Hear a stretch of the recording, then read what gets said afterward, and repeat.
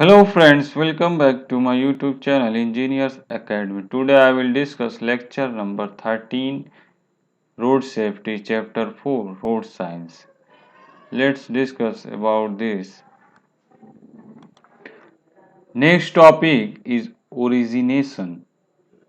Orientation of science यानी चिन्हों का अनुस्थापन यानी कि जो भी रोड साइंस होते हैं हम उसको कैसे किस एंगल पे प्लेस करेंगे। लास्ट लेक्चर में हमने सीटिंग ऑफ साइंस पढ़ा था। अब नेक्स्ट है पॉइंट ओरिएंटेशन ऑफ साइंस यानी साइंस जो भी आप है उसका एग्जैक्ट स्थापन क्या होना चाहिए, किस एंगल पे उसको स्थापित करना चाहिए।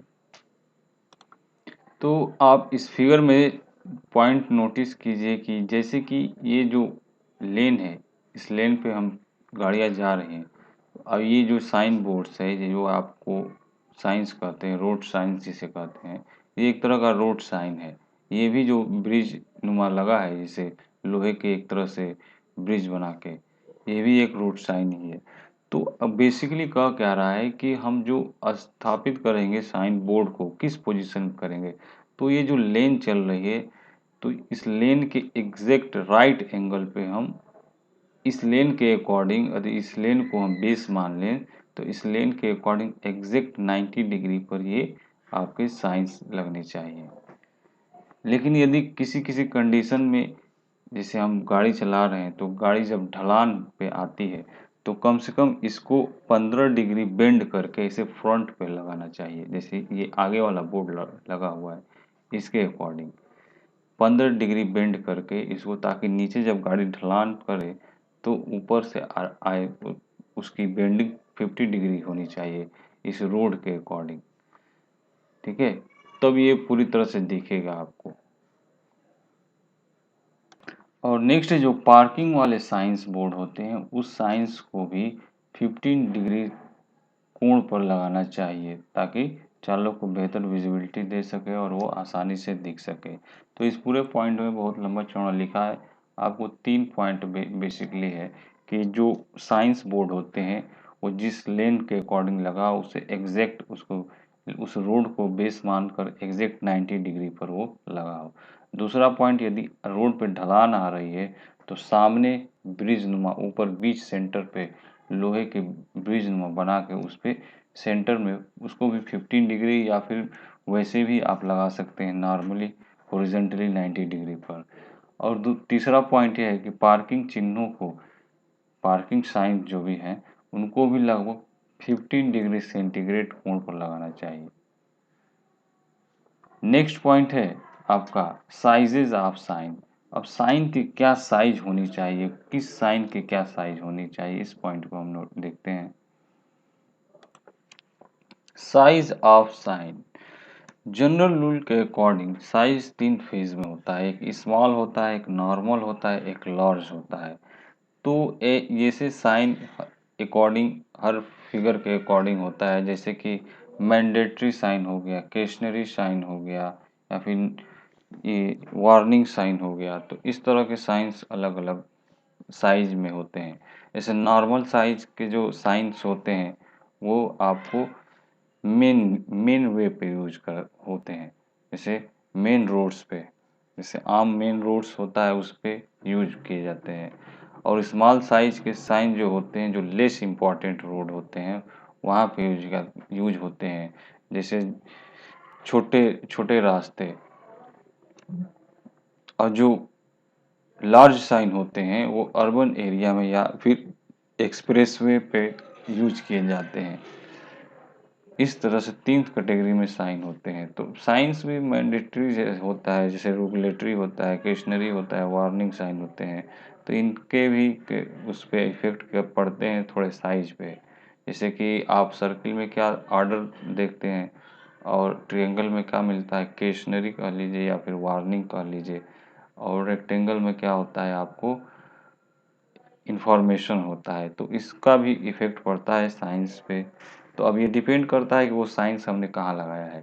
यदि मान लीजिए कि हमने उस साइंस को नॉर्मल नॉर्मल रोड पे लगा है, मेन रोड समझ लीजिए, जो आम शहरों तक पहुंचते हैं मेन रोड, उन पर लगाया है, तो उस कंडीशन में आपको नॉर्मल साइज यानी नॉर्मल साइज का इस्तेमाल करेंगे, ठीक है।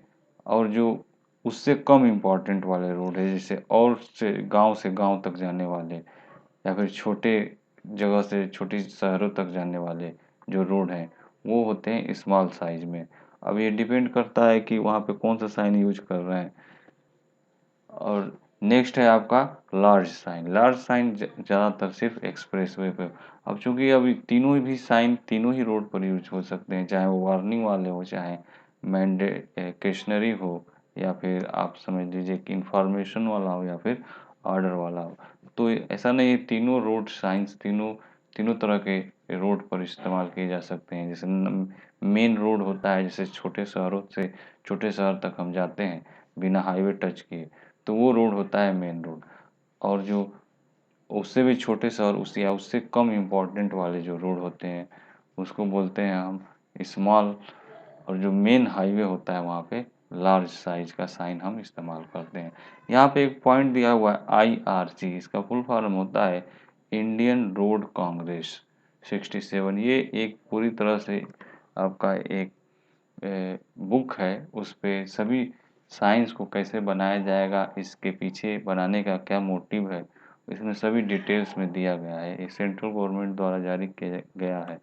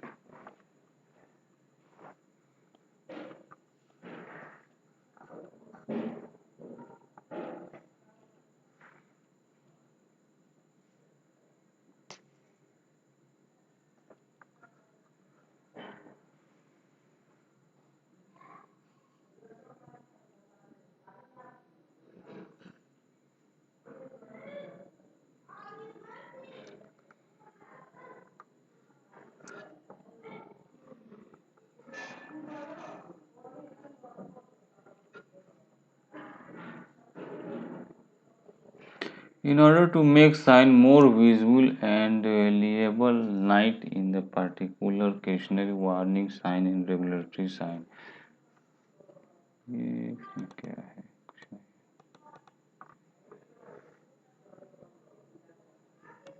नेक्स्ट पॉइंट है विजिबिलिटी ऑफ साइंस। साइंस की विजिबिलिटी कैसी होनी चाहिए, यानी वो उसको देखने में कोई प्रॉब्लम क्रिएट ना हो। ज़्यादातर कंडीशन में रात के केस में ऐसा प्रॉब्लम क्रिएट होता है।